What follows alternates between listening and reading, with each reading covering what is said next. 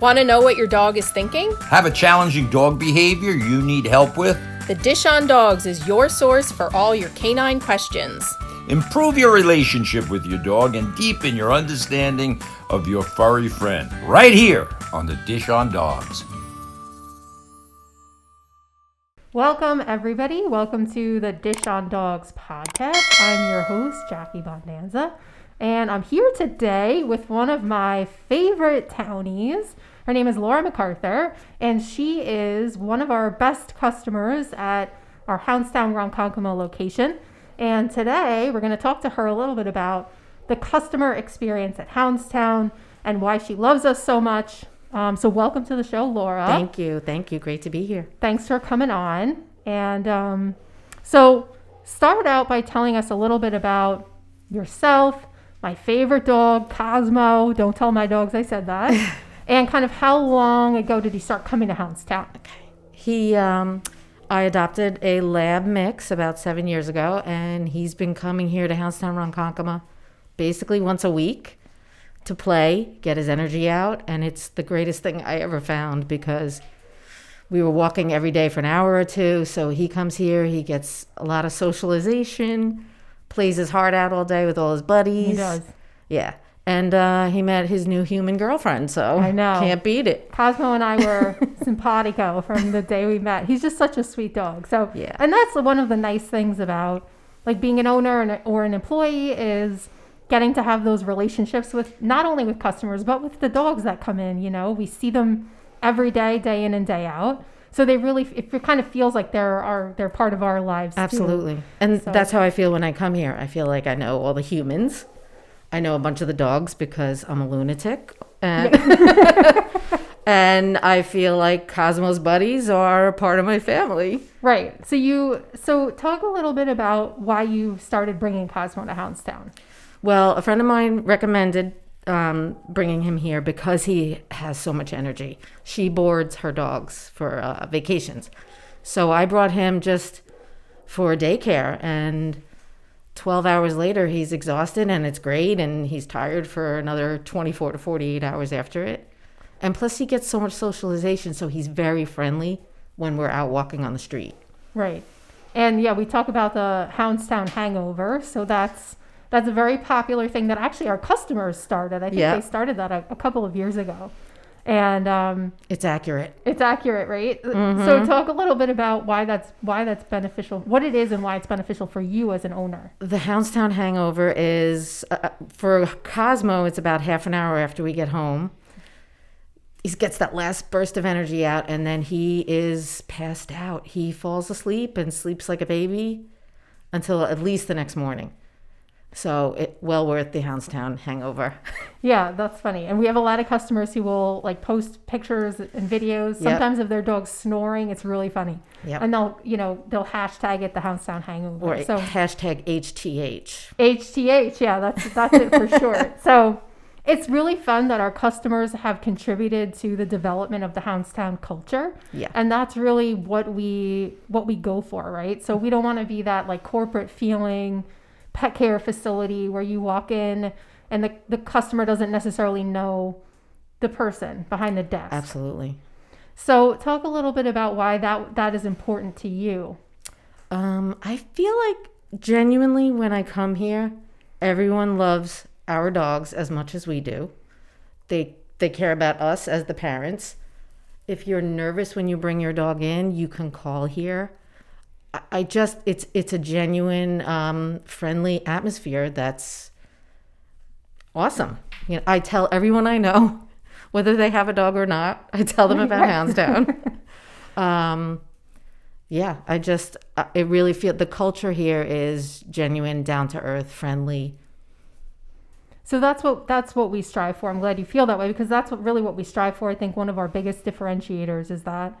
Like I said, when our customers walk in, we don't want them to feel like they're walking into like a kind of a stale corporate feel. Right. And we get some feedback from customers that visit our competitors, and they feel that way. Mm-hmm. I think the fact that we're a little bit of a smaller system, and we're a little bit more family owned and operated, mm-hmm. and from a training perspective, that's very purposeful. So we train our employees and hire the right employees who Yes. like you said, are authentic. I think at the end of the day, authenticity is at the heart of what we do. And I hopefully agree. as a customer, you feel that. Absolutely. Because if you have the right staff, you'll never fail. Right. And I definitely feel like the entire staff here is friendly and welcoming. They Right. get to know your dogs. We were just talking about dog personalities out in the lobby. Right. So, Yeah. And it's fun when customers can kind of form relationships sometimes with other customers, and then their dogs are friends here, and they form little cliques here. Like Cosmo's got his group.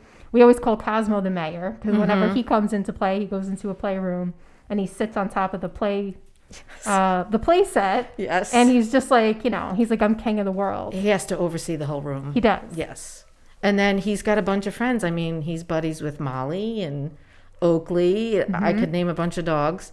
And every year when you do your Valentine's party and the kissing booth Yeah. is open, Cosmo is with Molly. Yes, we always put Cosmo and Molly together. So I feel like it's nice that customers like can have that, even though you're at work all day and you're not here, that you still get to experience that. Yeah, and feel the connection. Absolutely. You have to feel the connection. Yeah. So that's what we strive to do with our Facebook groups and the Facebook page and Right. all the videos and photos that we put out there. Absolutely. And then just through Facebook, I got to know that Houndstown also has a charity, and they work with dogs that have been left at Brookhaven Animal Shelter, or I know that one of your charity dogs was brought from another state, Rosie. And that got me even more enthusiastic about how I feel. So genuine love for Houndstown. The charity did a program a few years ago where you brought rescue dogs out to Suffolk Yep, the correctional facility. in correctional Yapping. facility and trained the dogs, and the prisoners actually bonded with a lot of the dogs, so it was a great program for both the dogs and the inmates. So that was huge. So whenever I can, at the end of the year, whenever I'm making a donation, I donate to Houndstown Charities and tell everybody about them as well. Yeah, well, I appreciate that. Yeah, we have the philanthropic entity, that Houndstown, which is Houndstown Charities, and oftentimes, especially here at our corporate store in New York, in Ronkonkoma, we've had, probably dozens of dogs over the years in the facility. And like you mentioned, the charity will go out and take dogs from our local animal shelters. Oftentimes, we focus on dogs that have been labeled red and that are unadoptable for behavior issues. And we'll take them in and we'll socialize them. Right. And I believe one of the dogs had a hearing issue, and Yes. the owner gave the dog up thinking that the dog was aggressive or wasn't behaving. And then you guys figured out that he was deaf. So Yes. Yep. Absolutely. That was Joe. Yeah. Joe wound up in my home on my couch for 2 years. Aw. So I know. sorry. I know. So, so it's a lot of like feel good stuff that we do. Yeah, absolutely. And it's good to hear you share that it connects through to the customer. Because I think at the end of the day, that's what matters, right? Is that obviously we're helping dogs, but that we're connecting with our customers in a way that's going to make our business successful. Right. And it's not just the business. You're here to do other things that are meaningful. Exactly, right. And that's the purpose of the charity. It's not, like you said, we're not just looking to be a successful business, but we have to do our part in the community. And doing our part in the community looks like working with animals in need through the charity. Yes. So you became our first brand ambassador last year, you and Cosmo. We just rolled out a brand ambassador program about 12 months ago. And, the marketing team and I were kind of brainstorming what does a brand ambassador look like? What are the qualities we look for in a brand ambassador? And, it's not just about how much money does someone spend in our business. It's about how much they value our culture. How, do they go out and refer customers? Are they an active part of the charity? And you check all of those boxes. So you became our first brand ambassador. So talk about kind of your role in that and how you feel about that. Well, I was very honored and very surprised and humbled. I just do what I do. I tell everyone I know. Like I said, I was just talking to a dog owner that brought a puppy in today, and Right, in just the about lobby. how great it is. Yes, in the lobby, and about the parties that you do, and the connection that we have, and the Facebook page, and other social media. So I just continue to tell everyone I know, whether they want to hear it or not. Yeah. Like you said, whether they have a dog or not. Yes. Yeah, and that I think is important to reward people who are so connected to Houndstown in a way that, in whatever way that we can. So we try to, provide discounts where we can on services, and reward customers for referrals. Mm-hmm. You've probably had a ton of referrals at this point, right? Yes. Like you probably referred at least 10 or 12. right.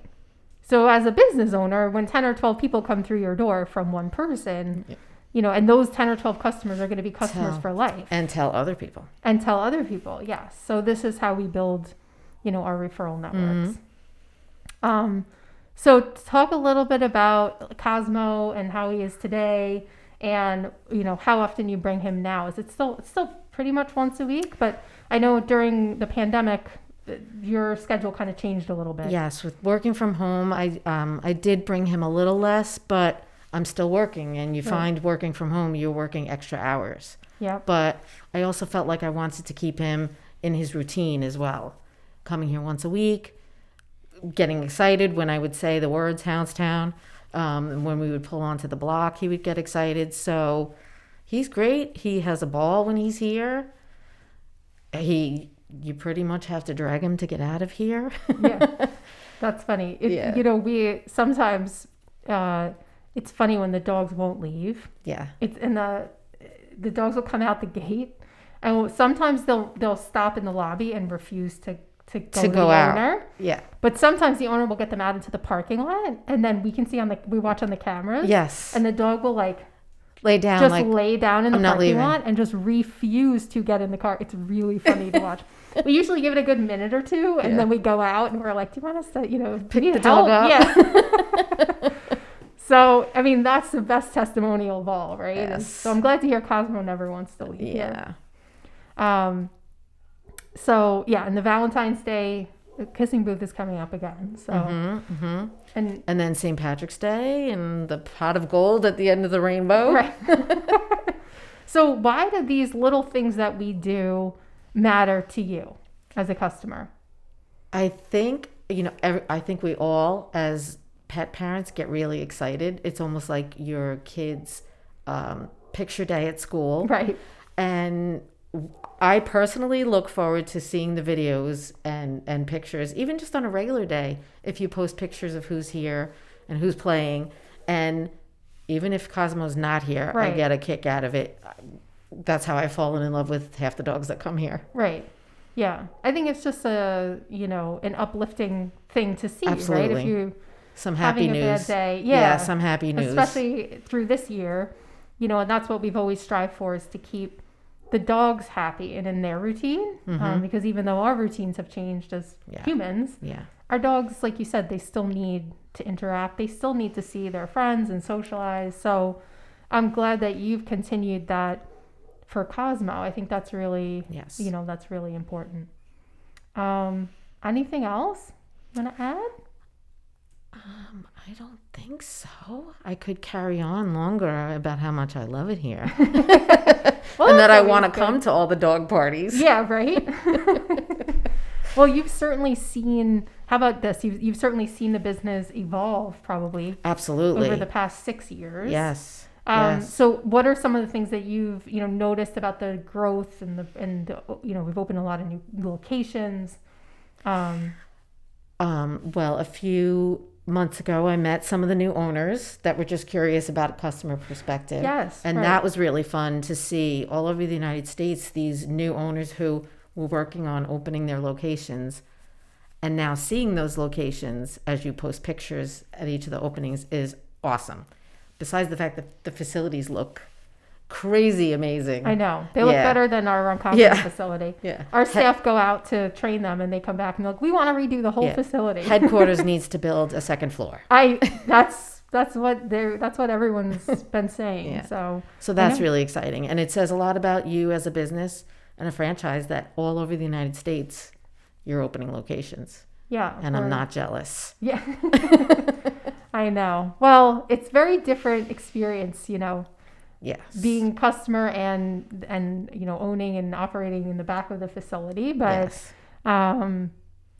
we have had some customers that have turned into franchise owners. So certainly not out of the realm of possibility. Our Farmingdale owner, she was a customer for many years and bought the location as a turnkey. So that's great. It's nice because people then come to the table with a real understanding of what we're about first, and they're already kind of bought into the brand. So. Absolutely, yeah. Yeah, and I had forgotten about that. So we had you come in to do be part of our customer service seminar. So I thought it would be nice to hear from an actual customer if we're doing a customer service seminar.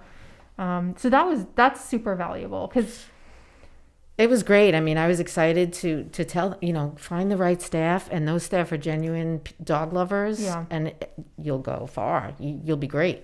Right. And I think you had a couple other like little tips in there. I forget exactly what they are, but it's one thing hearing it from us and on a PowerPoint, but to have a customer come in and say, do this and don't do that.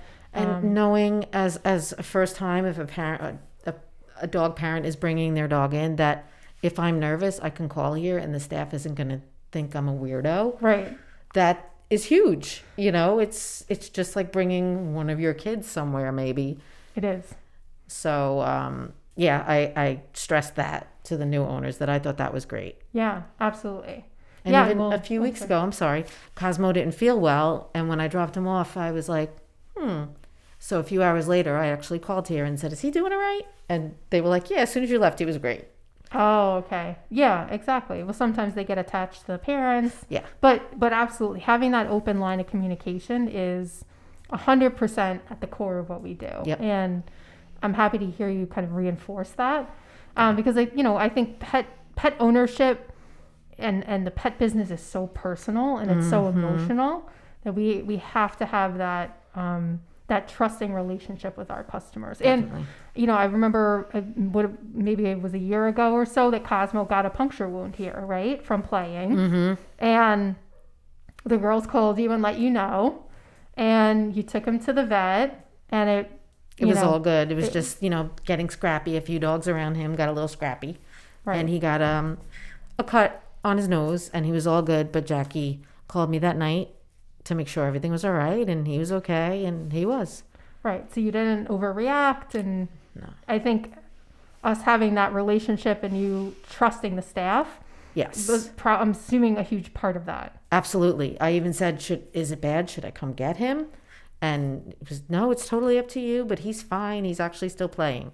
So he was all good. Right. So you trusted that answer. Yeah. Yeah. So I think it takes a while, especially for the new locations, to get up and running and to really, it takes a long time to build those relationships. Absolutely. Like we've known each other for 6 years now. So it's, it's nice to have that with customers. And of course, it's not going to happen with every customer, but those customers that we call, the hardcore townies, which includes you. Yes. They then go out and become our brand ambassadors and spread the word and help us build our brand. And I think it's such an important part of what we're, our success. Yes. So I appreciate it. Anytime. Well, thanks so much for joining. Thanks for having me. All right, everybody. We're on every Monday night at 8:00. You can find us on the Dish on Dogs page on Facebook or our YouTube channel, The Dish on Dogs. You can also find us on iTunes, Spotify, and all your other traditional podcast platforms. We'll see everybody next time. Bye. Bye.